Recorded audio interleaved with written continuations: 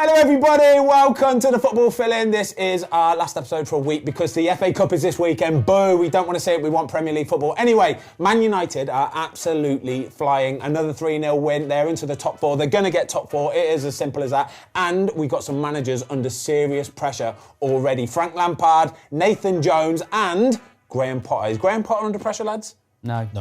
Yes? Yes, no. Yeah. A little bit, maybe. We had some huge wins for Forest, Fulham, Brentford and Brighton. Come on, it's a football fill-in. Let's get into it.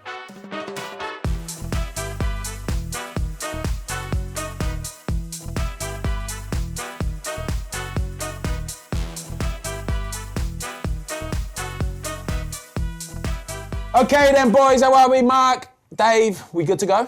Yeah, Happy New Year. Happy New Year. Happy New Year, mate. Before we get started, we're going to talk about Man United, by the way. Watto, Big Dave Watson, he's like a caveman, basically. He doesn't even understand what technology is, but he has just joined Instagram. So we're going to flash your Instagram handle, on screen now. Go and give him a follow, would you? He's a lovely guy, aren't you, Dave? Welcome to the real world for me, guys. He hasn't got a clue what he's doing, honestly, so it could be absolutely carnage on there, all right? Right, we're going to start with Man United. Mark, big win. They are absolutely flying, aren't they? Trying to think which one it was. Bournemouth, 3-0. Yeah. 3 good wins, Forest, Wolves, Bournemouth. I mean, you should be beating those sort of teams, really. But, I'm surprised how quickly we've got nestled into the top four. We're actually level with Newcastle in third, with the goal difference in Newcastle's favour. But I think this season, not even halfway through yet, I think points on the board's really important. Chelsea aren't in it anymore. Spurs look really inconsistent. Liverpool have got an injury.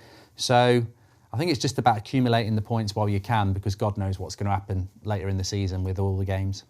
Dave, at this point, this moment in time, do you think that Erik ten Hag is one of those top managers? The big boys, the likes of Jurgen Klopp and Pep Guardiola. Is he up there at the minute? I don't think you can say that, but the past history he's had at Ajax would suggest he's going to do it over time.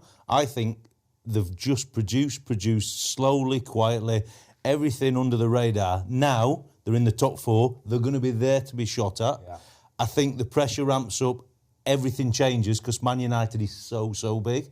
And then he's in an environment that's larger and bigger than Ajax, the Premier League, everything with it. But at the minute, you would have to say the players are on board, they're producing results and look really comfortable. Comfortable. Is it a master stroke he puts Shaw in at centre-half? Roberto Carlos?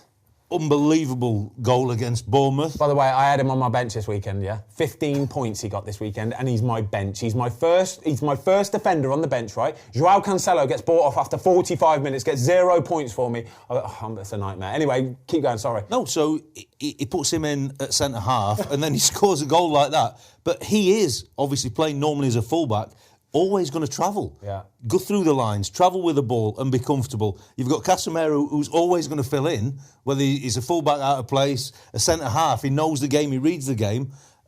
And it looked like they're playing with another dimension all of a sudden.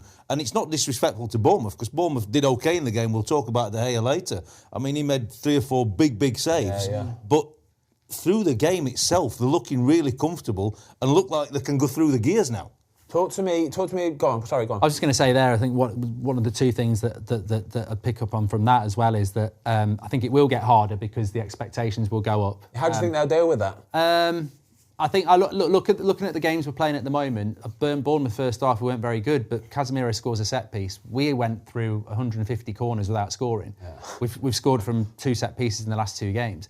And I think that's what top teams do. And I think Ten Hag said that. He said set pieces are so important. Rangnick said it last year, to be fair, because in a tight game, if you can add set pieces, doesn't matter whether you've not played well, a set piece is something separate in a football game, isn't it? That's a set piece. Doesn't matter what's gone on for the 10 minutes before. So you go in 1-0 up, gives them a bit of a bollocking, get the second and the third goal. And I think Old Trafford is not a fortress yet, but I still think teams come to Man United and think they can get a result, but we've took a step up. So we're now knocking them down.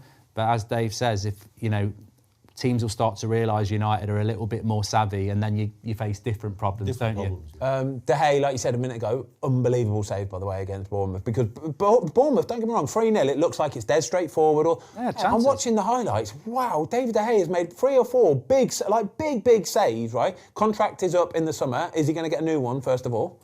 I think 100% you've got to give him one. I mean, you lads are the goalkeeping experts, but for me, we saw Dubravka playing goal a couple of weeks ago against Burnley in the Carabao Cup. Did you call him Dubravka then?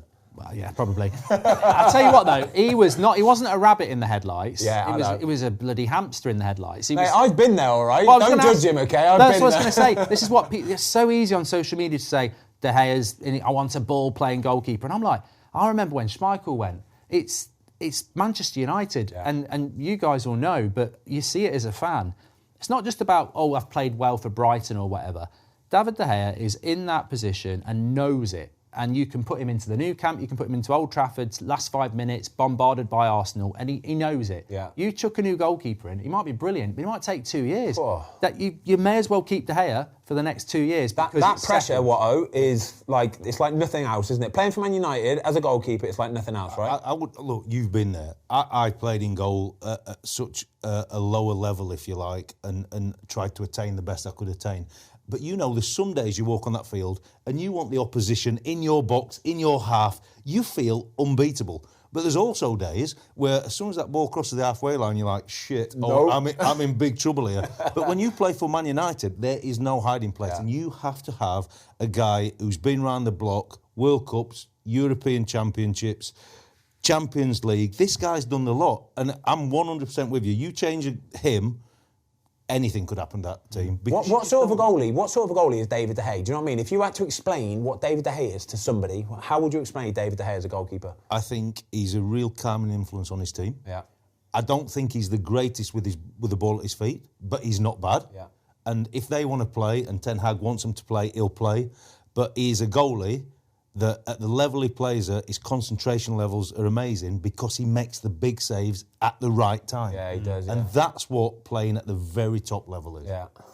Switched on and been able to make the saves. The modern game now, you've got to play more for sure, and that'll come in Ten Hag's philosophy and their principles of play. But ultimately, whether you're at the bottom of the league, you have to make more saves to stay up. But if you're at the top of the league, the big saves when you've had very little to do. At the big moments. At the big moments. Yeah. Playing Bournemouth, it would have been easy for him to switch off thinking this is comfortable. Yeah. At 1 and 2-0, all of a sudden, goal, pressure's on, and you can get a set play a moment, and all of a sudden the pressure's on. It's his positioning for me. I think his positioning. He's had this for a few years now, and this is the bit that I think was missing from him at the start of his United career, and for the first few years anyway, is just knowing where to be at that right time. But that all just comes with being calm and comfortable and collected and knowing what you're good at, basically. Years of experience playing at that level and getting yourself in a position to make saves that we're saying here today are world-class and wonderful saves. A lot of goalies in the league probably wouldn't make them, but he actually makes them, and they're really quite comfortable for him because he's got all the attributes to make the save, but it's all because he's got the right positioning to start with. Boom. Marcus Rashford, 4 and 4, on fire again, yeah? I think the great thing about Rashford at the moment is I think he's scoring goals when he's not necessarily playing that well. Ten Hag did an interview yesterday and he was asked about Rashford and he said, how do we improve him? And he said, for me, it's the same with Rashford and Martial. It's 100% focus 100% of the time.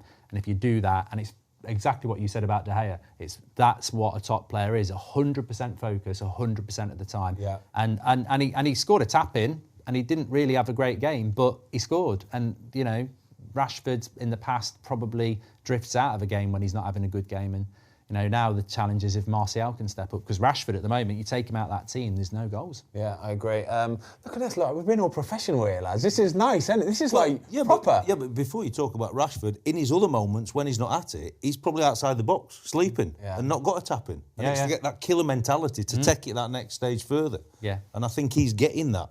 United top 4, they're going to stay in the top 4, Watto? Yes, I believe they will.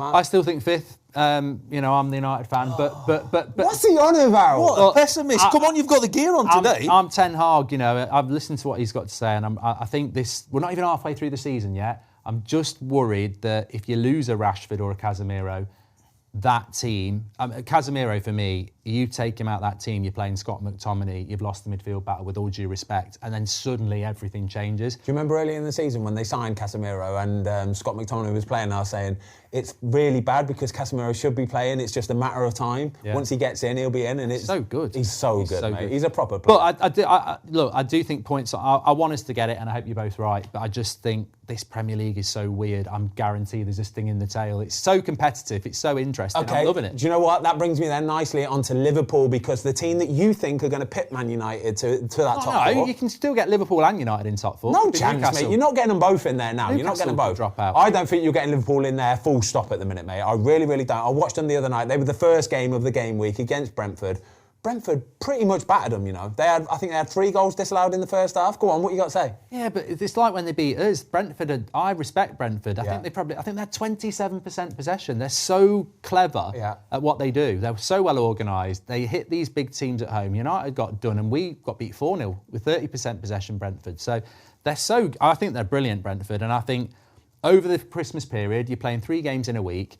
I wasn't shocked that Liverpool got beat. Yeah. And I don't think it means they won't get top 4. I just think that their midfield is so vulnerable as well. I watched that Leicester game where, what was his name? Dewsbury Hall. Oh, Dewsbury Hall, yeah. Just breaks off Henderson. Lovely, weren't it? I think their midfield, I'm surprised they haven't bought a midfielder. That is where I'd be worried about Liverpool. But I still think, unlike some others, I think Liverpool they're not that far off top 4. I still think they'll do it. What do you make of Liverpool? I don't think they will. I think if you're Brentford and you see Klopp's interview worried about, little jostling in a set play and pulling, I think they've already won the battle with the manager before the game starts. I think the back four is really vulnerable, and they've not got that protection with the midfield now. I think Van Dijk, if he's got a hamstring injury and they're going to be short in the middle. Trent, as a defender, he's having the assists at the minute, but he's not that guy, though, is he? He's not that guy defending. No. He don't want to go out there and commit and make it a one-on-one. He commits himself, or he backs off too far. He's really in between in his position, and the back four look vulnerable. They've not got the legs in the middle of the park. In transition, the front 3 could be anything, and they're going to win games. But for Klopp to come in after the game against Brentford, when you know it's all about set pieces, and be worried about a shirt tug here and claiming for a foul on a 6'4" centre half who's just been blown over and wants a foul for the 3rd goal, it's not happening. No. But you're not quite at it, because you don't want your manager, I don't believe, if you're Liverpool's players, talking about that. That's a private thing, saying, look, we've worked on set pieces here. We knew what were coming. You've let us down a little bit individually and collectively. Yeah. But I don't think you need to put it out there, because for Brentford, it's such a massive win, you know what I mean? Mate, honestly, the corners, the goals that were disallowed, right, they are millimetres as well. Minuscule, yeah. Millimetres. But it just, look, every single corner they had, I'm thinking, this is going to be a goal. This is going to be another goal. And you've got Virgil van Dijk, 6'5", Konate, 6'4", 6'5". The goalie's a big old beast. They were nowhere near it, were they? They all look like rabbits in the headlight, but I'm all over Brentford, lads, I do. I absolutely buzz off them. I think they were brilliant the other night. Fully deserved the win. Fully deserved the win. Played so simple. Knew that Liverpool's fullbacks were high. Every time there was transition, put it in behind them, run off the back of the 2 centre-halves, and you're going to get a free kick, long throw, corner. Game over. Without Ivan Toney as well. The what, sorry? Without Ivan Toney as well. Without Ivan Toney, Brentford, I love the manager. Thomas Frank's the man. He is, he's just the got man. a new contract. So deserves it as well, mate. He absolutely deserves it. Right, I'm going to bring on to the Chelsea-Man City game, okay? Did you watch this game last night, by the way, lads? Certainly did. It was a good game. Well, the second half was a good game anyway. First half was a bit... Chelsea decent in the first half, but another defeat for Chelsea. Graham Potter, I said at the beginning, is he under a bit of pressure at the minute?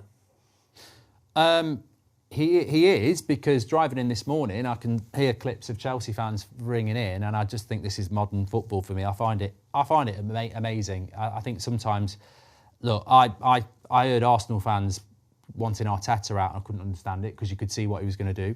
As a United fan, I've seen Solskjaer, Mourinho, Van Gaal, and you can see where it's going wrong. Even Ten Hag at the beginning of this one, didn't he? But with Potter, so Chelsea spent ridiculous money in the summer. That Fofana's had knee injuries for 3 years, and they spend £80 million on it. Cucurella for 50 million was a lot of money. Didn't buy a striker, brought Aubameyang in, which is basically, a worse problem than Ronaldo, because at least Ronaldo actually is a better player. He's had no pre-season, and he's a very tactical coach. He's got no transfer window. Yeah. The injury record is ridiculous. I just think Reece James, if you Ben sacked Chilwell, Potter, but they've got 11 starters out. Yeah. If they sacked Potter, why? He's got all those things I've said there. Plus, they're not getting top 4 this year. So you're better off investing him in January and letting him have a look at some of this youth and just going, look, if you can do a cup, great, but let's stabilise, it's transition, let's be looking to next year. You've got to do better results, you've got to climb that table, but I just think ridiculous to be even thinking about getting rid of it. I think for Chelsea this year, genuinely, the worst thing they could do is get into that 7th, 6th position this season, because they're not going to get top 4. Get in the conference. We know they're not going to get top 4, but to finish in 7th or 6th, if they get the Conference League or Europa League, oh my God, that will ruin them next And they season. played well last night. I thought they played they did, really well. They did. They lack a striker. That was it. I'm with you. I cannot... It's the modern era to say that Potter's got to go. I think you take a step back and see all the problems. He's bringing youth into it now, and ultimately he has to be given the time to let these lads flourish, especially if the injuries are going to be as bad as potentially there could be. But the problem you've got in the modern era, and if you're a Chelsea fan, you're growing up in the recent era in success, winning football matches, sacking managers, 2 or 3 games without a result, it's like a catastrophe. See the game last night, they were probably a little bit unlucky in the end to lose the game, but you see the finishing team and the age of that finishing team, they have to trust in a manager and his process to get them going a little bit, but they've got to use the transfer windows a lot better and a lot smarter if he's going to get a better chance further down the line. Well, looking at that as well, was it Sterling and Pulisic off in the first 20 minutes? But then Pep can bring Grealish and Mahrez on in the last half an hour and win the game. And I'll leave it to you guys. I saw it. I thought that Kepa mistake was just Let's talk to the goalie coach. Abysmal. Let's talk to the goalie coach. Do you know what? I think you've got this one right. Yeah. Honestly, Mark. I did think... I'm not surprised. You always get the goalie ones wrong because you haven't got a clue what you're talking about when it comes to goalkeepers. But this one, I think you've got right. Last night, I thought, I'm going to bring this up. I thought he's got to move forward. Yeah. And he didn't. And you mentioned it as well. He didn't do it for the De Bruyne one. Right, break it down, Watto. Come on, break it down. Yeah, so the goal itself... Ultimately, the left-back can do far better. Yeah. Cucurella, in terms of matching the Mahrez run, from outside the box, he can bounce him, he can do whatever he wants. But as a goalie, you've got to be braver, you've got to know you're in trouble. You know when you play City, it's all about square balls across the face and little cutbacks. So you know you're going to have to be a little bit more aggressive. If you give him half a yard extra at that near post, you're still favourite. Yeah. But what you're doing is you're giving yourself a real chance to help your 2 centre-halves stopping that ball. And on the actual goal, he's not got to look to his left to see Haaland normally piling in between the 2 centre-halves between the sticks. Haaland, for probably one of the only times this season, stops his run, holds in a cutback position. Cucurella's not matched his man. And Grealish said after the game, he didn't think he'd played the great pass. There's not great pace on it. And he thinks the goalie's picking it up. And all of a sudden, the goalie just pulls his arm away.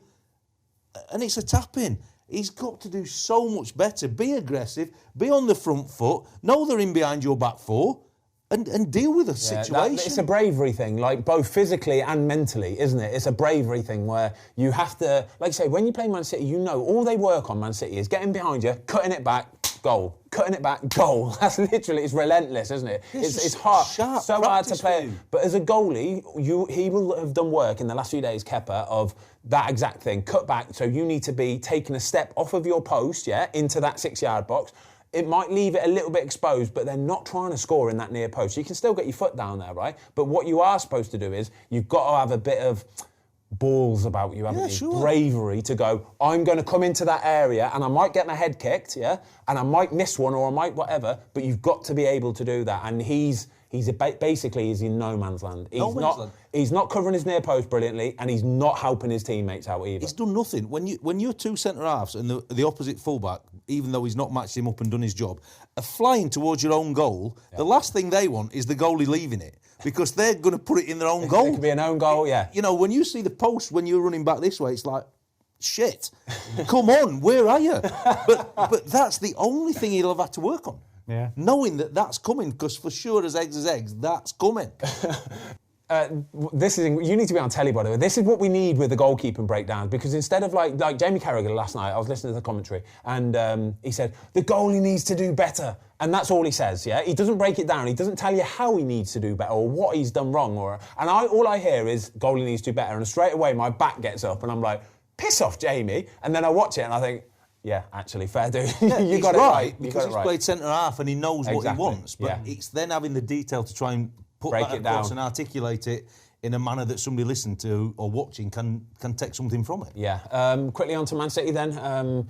You still think they're going to win the league, don't you? Yeah, 100%. Yeah? Do you think they've got that little run in them? Yeah, as I say, I think Arsenal, if they beat Newcastle on the other night and then Chelsea get the draw they probably deserve, the league looks very different. But these little things at the moment, I know it's only 5 points, but I think we'll look back on and go, they were quite big moments. And Arsenal haven't got Grealish and Mahrez on the bench. There's a few of them you could call on as well, to be fair. That's the thing, the squad depth, what you've been talking about. And I do think if it's a 5 point gap, if you've been in a title race, and I know it's a long time for Arsenal, if it's a 5 point gap with 3 games to go, that's still 9 points. Yeah.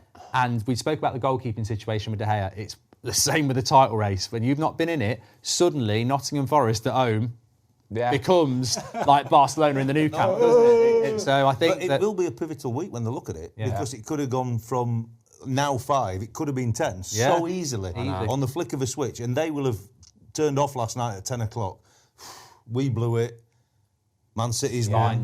We've got to play them twice.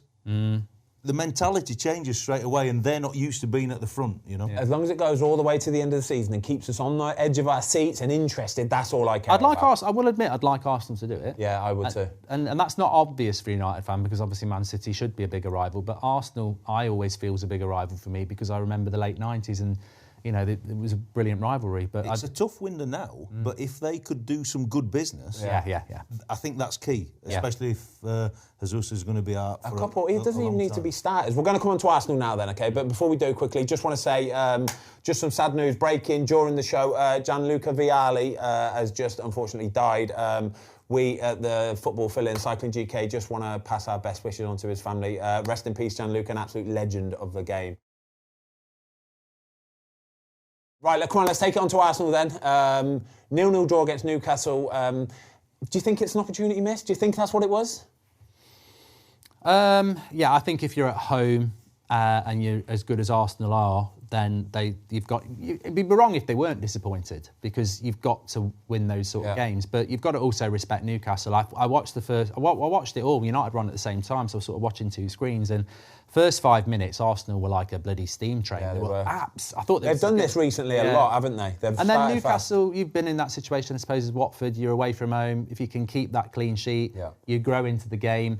I think it's a great point for Newcastle, who were very dangerous. And for Arsenal, you're not going to win every game, and drawing at home to the team in third's not the end of the world. But, as Dave says, if you win that, it just gives you that extra impetus. And their next 2 games are Spurs away and Man United at home. So massive for them. Did you see the stats, by the way, of how often the ball was in play? So 90-minute game, the ball was in play for 51 minutes. 51 minutes. We saw it at the World Cup where you're putting 14 minutes of added time on at the end of the games. Do you think we need to get to that point?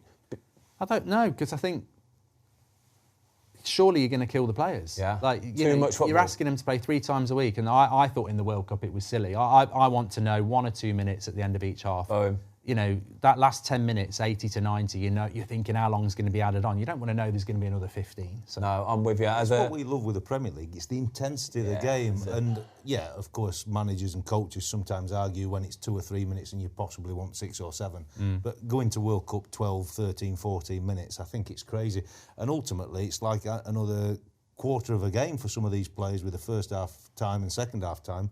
You're not going to be able to do it. And you can solve it a lot easier. Rather than adding 15 minutes on the end and people are missing their train home, get the referees to just be a little bit, chuck a yellow card out in the first half for it. He won't, there's ways you can do that within the 90 minutes. This is why I'm glad I'm not playing anymore, right? Because if they're going to start enforcing that rules where referees are giving yellow cards willy-nilly for time wasting, I would have been fucked biggin. Mate, and I would have been on for your yellow cards. How many times we played against you? Just pick it up and kick it. Winning 1-0 at Southampton again. That's when you got to take a breather, mate, all right? When the ball goes behind there, you got to take a nice little walk, slow it down, slowly put it, that's not in the right position. Let me go and put it in the better position. The wind blew it or something like that. I just want to quickly talk about Mikel Arteta. At the end of the game, I don't know if you saw it or not, proper theatrics. I just think it's a little bit over the top. They weren't really penalties. We saw them, but I know we get the benefit of seeing it in slow-mo, all that kind of stuff. But you can tell watching it live that they're not penalties. But Arteta kicking off on the sideline, what are you doing? There's no need for that. It's a little bit of a show, isn't it? It is, exactly that. He's frustrated. It's 0-0. There's half a shout for a penalty. in injury time. If you're Newcastle and you get that against you after playing like that, fuming. the game's finished, you know what I mean? So you've got to be honest, it's not a penalty. Probably more of a penalty if VAR really have a look at the shirt pull, potentially, especially when you're going on what Klopp's talking about in terms of Brentford and that. But I don't see it. I think it was a real good game against two good football teams.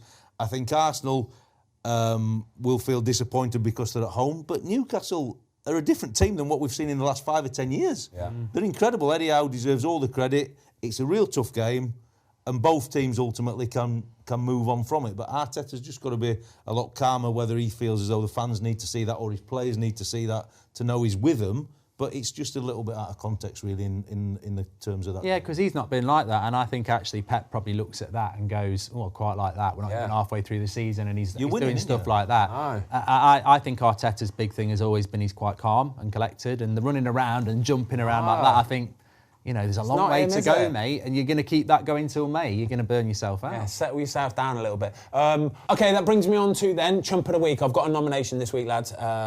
Nathan Jones, Southampton, another disappointing loss against Forest. Big match for them. They would have wanted to get 3 points from this.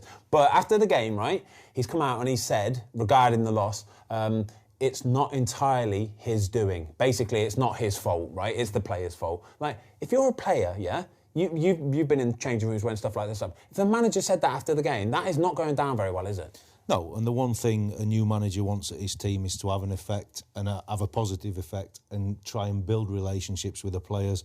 I don't think it's very positive for him to say that.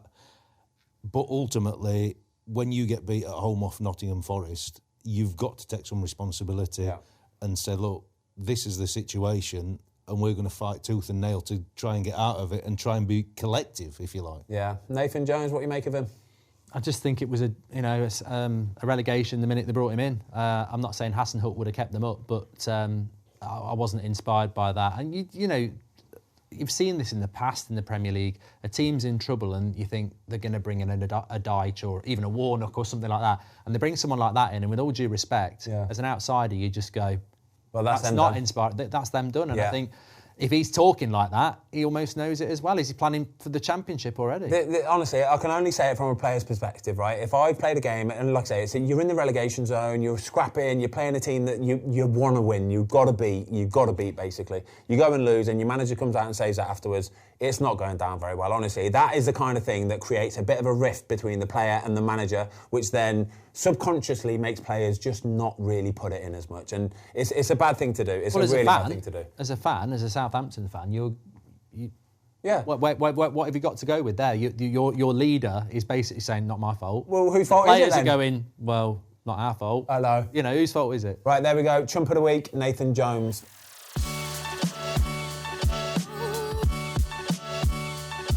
All right, and lads, we've got a quiz at the end of the show, so make sure you stay tuned for this, by the way, because Fozzie got off to a really good start in 2023. 1 from 1, absolute champion at the minute. Goldbridge, I can see it already, is nervous, absolutely nervous. Right, let's talk about Tottenham quickly. We're going to breeze through some games now. Come on then, Tottenham Palace. I watched this one live again. Palace, decent for the first 45 minutes. Tottenham, and then they came out, did the business in the end. Harry Kane, 2 goals. What are we saying about Spurs at the minute? Well, they went in 0-0, which is a real positive for them. Normally they're 1 or 2 down and he has to lose his rag with them. But first half, there were nothing in it. Lloris made a big save.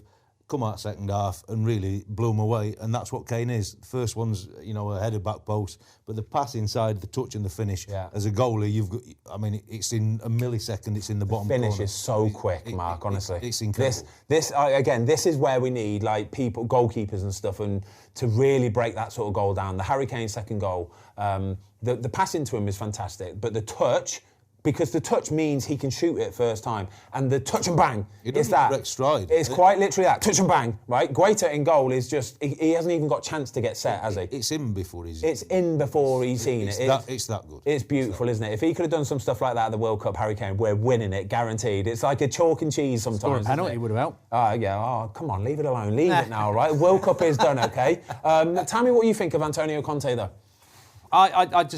I'd despair as a Spurs fan because I predicted they would lose that, but I predicted they would beat Villa, and that's Spurs. Like, they're just so unpredictable. I can't predict Spurs anymore because I just don't know what they're going to do. And I don't think they'll get top 4 because of that. And I don't think Conte's a good fit. I really like Conte, but I just don't think... I think even Spurs fans are starting to realise that they'll never get the full potential from him because they'll never provide what he probably needs. And he's probably looking at it and going the same. So I think they're always going to... He's a very good manager. Probably, he could get them 4th this year, but they're never going to go to that next level, Spurs. And I think that they're so unpredictable. It must be. Spurs never going to go to that next level. Mark Goldbridge said it here first. All well, right. they're not. The trophy cabinet. We'll clip this in 5 years' time, all right? Won't we, Lukey boy? We'll clip this in 5 years' time when they're Champions League winners, all that kind of stuff. We won't. You won't. Leicester, Fulham. This is a massive win for Fulham, by the way, lads. I've watched this game. Leicester, they've let the goal in, and then they hit the crossbar, they've hit the post. Goalie's making saves right, left, and centre. Leno on absolute fire. It's a huge win for Fulham, though. I think they're what? Are they 7th or 8th in the league, Jamie? Yeah. 7th or 8th in the league. Fulham. Yeah, 7th or 8th. One of them anyway. Leicester, yeah, they're just a bit sort of hit and miss at the minute, aren't they? Well, Leicester had the momentum pre-World Cup. They'd got a real poor start to the season. They'd got the games, got them under the belt, got some results. They've had the break. Where Fulham are totally opposite. They've had the World Cup break, and obviously they were doing reasonably well before. Yeah. 3 wins on the spin. It's momentum, it's confidence. Mitrovic up front, what a real focal point for them. It's the most he's scored, I think, in the Premier League. I think they're on as many points as what they went down on last time they were in the league. They've got something going there. The manager's done an unbelievable job, but they are a good team. And I would say any team in the league wouldn't want to be facing them now. Mark, question for you, right? Man United need a striker. If they went and spent 30 million on Mitrovic, would you be happy? I'd be very happy, but it won't happen because Fulham wouldn't let it happen for less than 50, would they? Do you reckon, yeah? No, they don't need... I mean, Fulham are having a great season and they're like Brentford, aren't they? They're doing really, really well. Why would they say you can have him for 30 million? We haven't got 30 million anyway. But, no, I mean, I'd happily take him for 30 million. He's the perfect thing for what Manchester United need because we don't necessarily need a starter. Yeah. But you want somebody who can compete to be a starter, and he probably would be a starter, to be honest. I think at this moment in time, Alexander Mitrovic could go to Chelsea, Arsenal and Man United and start week in, week out and score goals for them regularly. 27 years old, he is on fire. How many goals has he scored this season, Jamie? 12? 11, 12? On absolute I think fire. he'd be perfect for Chelsea at the moment. I think Chelsea should snap him up if they've got any money because they haven't got a striker, and I think he's the perfect striker to have in your squad so that, maybe you buy maybe you have a Jesus, but you've got a Mitrovic. Maybe you have a Martial, but you've got a Mitrovic. Somebody to accompany. Yeah, I'm not disrespecting the guy and saying he's a bench player because I think he could start, but you have another striker with him and you just say, go out there and compete. I love him. Under the radar is what he does. He goes all the way under the radar. I absolutely love him. He's a brute of a player.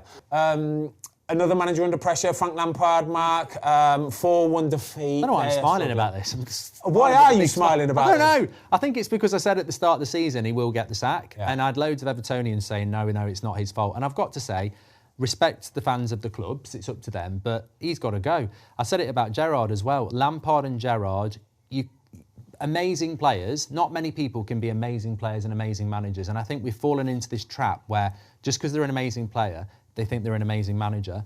And Lampard, I think he has had restrictions at Everton, but I look at that team and it should be doing better. There's some good players in there. They've got really good players in there. I mean, they're a mid-table team. They're not a top. But they shouldn't be in the bottom 3. They shouldn't be fighting relegation. Yeah. So I think that team is set up for someone like a Sean Dyche to come in and just steady the ship and have an opportunity at a club like that. But I'm baffled how you lose 4-1. Brighton are brilliant, but I'm baffled how you lose 4. That's down in tools, isn't it? Yeah. At Goodison Park, to lose 4-1, it's not acceptable. So United in the cup, and then I think they've got a couple of games. Southampton at home. Yeah. Well, see, I'd get a new manager in that because if Lampard beats Southampton at home, it's sort of like elongates the inevitable, doesn't it? Whereas if you get the new manager in, you give him those games. A sensible head says, get Sean Dyche in. If you get Sean Dyche in, you're not getting relegated, are you? No. You will not get relegated with Sean Dyche. That's a sensible head, not but it won't happen. With the players he's got. Exactly. With the players he's got, he can work with that team. Like Tarkowski, come on, big lad. Did you see him try and header it, by the way? Oh, my God, incredible. Brighton, though, I just want to talk about the striker, Matoma, okay? So, beginning of the season, nobody really knew much about this guy, but he is absolutely killing it. Looks $1 million, doesn't it? So sharp. Yeah. And playing with real confidence now. But they're a real good football team. Yeah. He's obviously been another piece in their jigsaw that they've seen over time and know that he's going to fit in. And he's playing so well. And he looks the real deal. And then they bring a young lad in. Last couple of appearances, 2 goals in 2 games, youngest ever scorer for him in the Premier League, setting up chances. I mean, the chance that he creates for the 3rd goal, a young striker, he's scored, you think he's going to shoot, just lays off a simple pass, another goal. He's playing with real maturity, but Brighton are a real team. The only disappointment for Everton is they've got the momentum. They've had a point at Man City. Yeah. Then it's always the same. A home game against a team that everybody perceives that they're going to beat. But we know Brighton are better than that. But you've got to do more than concede 3 and 5 minutes in the second half, because the one thing Everton fans want is 100% and look like you're really fighting for the team. Yeah, I'm a big Brighton fan, mate. I love them, honestly. They are ruthless, absolutely ruthless. You know what you're going to get from them. And by the way, their recruitment policy, whoever they've got working behind the scenes to sign these players from God knows where they're signing them, they do it season after season, and they'll end up selling them for 40, 50, 60 million quid. McAllister didn't even play the other day. Do you know what I mean? Players like that. Incredible job Brighton are doing. Leeds, West Ham, we were speaking about a manager doing the theatrics earlier. Jesse Myers sent off again, by the way. Sent off again after the game. 2-2 against West Ham. West Ham struggling a little bit. Leeds kind of... It's one of those games where you could see this being a bit of a draw, really, couldn't you? I think Leeds are... No, I didn't realise what the score... I was just looking at Tom going... What was the score? I knew it was a... I remember it being 2... Was it 2-0 to West Ham? Yeah, no, it wasn't, no. Leeds went 1-0 up. You don't watch these games. Went 2-1 West Ham and then Leeds got back. Wow, as I've watched the game, no, I think that's one of the games where you didn't need to watch it and you can just summarise the result and say that, it probably had a draw written all over it. I mean, he's another guy we've not mentioned, Moyes. Yeah. Again, that they should not be down there. And you could say it's a bit of a tough season for them. But I think that this is the brilliance of the Premier League. Leeds against West Ham, Everton against Fulham. They're very hard games to predict. So it's probably not a bad result for West Ham. Yeah. Leeds would probably have hoped to have won that. But I think Leeds is one of the toughest grounds to go to at the minute, because now they're obviously getting established in the Premier League again. The fans are incredible. It's because they're really enjoying that experience, even though they've been in another couple of years now. But it's real tough at Ellen Road for a visiting team. And obviously, normally West Ham going 2-1 up, you wouldn't expect them to concede to get the 2-2. And in the end, Fabianski made an unbelievable save last kick to... Yeah, he did, didn't he? Beautiful. 2-2. We love Lucas Fabianski, don't we? Yeah. Proper goalie, mate. Top goalie. Proper goalie. He was shit recently, though. What are you on about? No, he's not. He's world class. I watched him, he was crap. No, he's world class. And finally, we've got a quiz in a minute, guys. We've Arsenal, got that was it. It was shit against Arsenal. No, don't worry about that. Villa Wolves, Midlands Derby. I just want to talk about Emi Martinez, okay? Yeah. So all of his World Cup, his exploits, all the theatrics, all that kind of stuff. But Unai Emery does not seem to be taking to this very well. He said a few things in press conferences where he said, I'm going to have a word with him, I'm going to have to make him calm him down, all that kind of stuff. Then I realised today that Unai Emery was a manager at Arsenal when Martinez left. So Emery's the guy who sold Martinez in the first place, yeah? And I'm thinking, that must mean then, surely Martinez isn't the biggest fan of Emery. Do you know what I mean? And it probably works the other way as well. Would Villa, would they end up selling Martinez? Could this ever happen, something like that? Villa have got a lot of money now. You wouldn't expect them to be a selling club, but somebody's going to offer big money for him. Because, do you think so, yeah? Yeah, he's a top goalie. Yeah. And he looks... Mate, if you've played in the World Cup and won the World Cup for Argentina, biggest platform, you know that, like we talked about earlier, you can play on the big stage. You're not going to be fazed by moments. Emery looks a straight-lacer. Yeah. Martinez has certainly got a character, a personality, and he might not like that.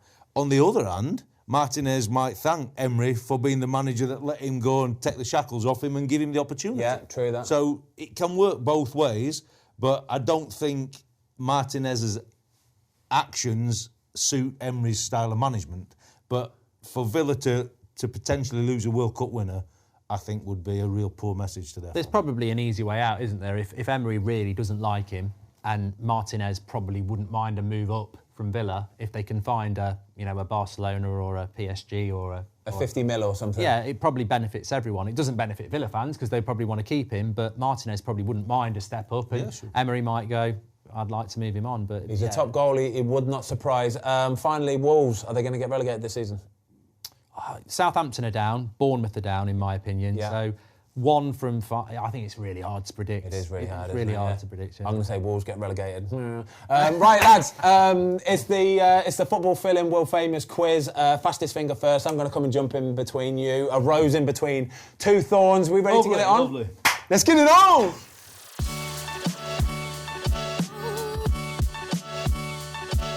Okay then, everybody, we good to go? Watto, yeah, Goldbridge, we good? I'm ready. I'm Fastest finger first. Let's have it. Come on, Jiminy, let's go. Okay, who is Manchester City's current captain?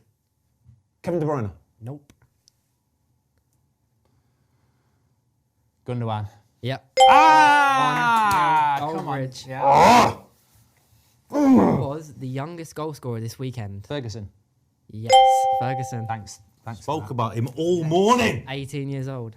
I wouldn't have got it. What club is Danny Drinkwater currently at? Millwall. Nope. Reading. Nope. Definitely Championship. It might be a foreign team, you know. No, he's not. I have to give you a countdown. Coventry. Nope. The answer is none. He's a free agent. That's a naughty one. That's the sort of one you normally get right. You probably get Did you him not that. tell him that one? Yeah. Come on, Sorry. Jiminy, I need some. Can't remember him. He's got a rubbish memory. This weekend, who had the highest attendance? Arsenal. Nope. Bloody hell. Man United. Yep. What are you on about this weekend? That's what thrown me. What are you on about this weekend? This football weekend. Weekend. That's harsh. Tuesday Could be a night. tester, that. Could be a tester. I was thinking back to the weekend when we played Wolves. Nah, got to think out the box. Got to think out the box. Got to think out the box. Boo. Here we go. Are we doing that? Is that okay, yeah? Yeah, heck yeah. Of course, of This course. weekend, I'm thinking Wolves. Right, 2-1-0. Clean sheet. I'm good at these. Come on. Which player had the career path of Groningen, Celtic, Southampton, Van Dijk. Liverpool? Come on, I'm in it. It's Groningen anyway. What do we it's do? Groningen. Is it first to 5 or 10 questions? Sorry for Is it pronunciation. first to 5 or 10 questions? It's 10 questions. Yeah. Right, okay. Who won the Premier League in 2004 and 5 season? Arsenal. Chelsea. Chelsea. 2-2-1. Okay. What club was Leno at before joining Arsenal? Schalke. Nope. No. Bremen. Nope. I know it. No, you I don't. do. I went with 1 of 2. You have to do a countdown. Yeah. 5, 4. Red Bull. Nope. No. Bayern Leverkusen. Leverkusen. Darn, I you knew it. know. All in the They're in right red. I region, could see them yeah. in the red. Which game had the most goals in this weekend? I know it. Brighton. Yeah. I didn't even look. I didn't even look. Oh, I've done it again. I didn't even look. I didn't even cheat this time. Well done. 3-2-1. 3-2-1. 3-2-1. Weekend again. Yeah, weekend. Come on, mate. What is the predominant colour of Crystal Palace's away kit? Black. No. Yellow. No. White. Is it? Yeah. Oh, it is, isn't it? Yeah, of White. course. With the, I think I've got it with up the there. blue and red. Come on, Fozzie. 3-2-1. Let's go. Let's see it out. Come on, Mark. I'm like Arsenal. The season's drawing to an end. Can I hold on? Can I hang How on? many? One more. Nerves are settling in. I can't answer it really, Mark, otherwise you're done. Who was the only player to score more than 1 goal this weekend?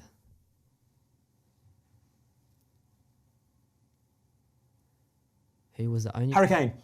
Yeah, there he is, the Spurs boys, come it's on! that midweek game That's how again, we isn't do!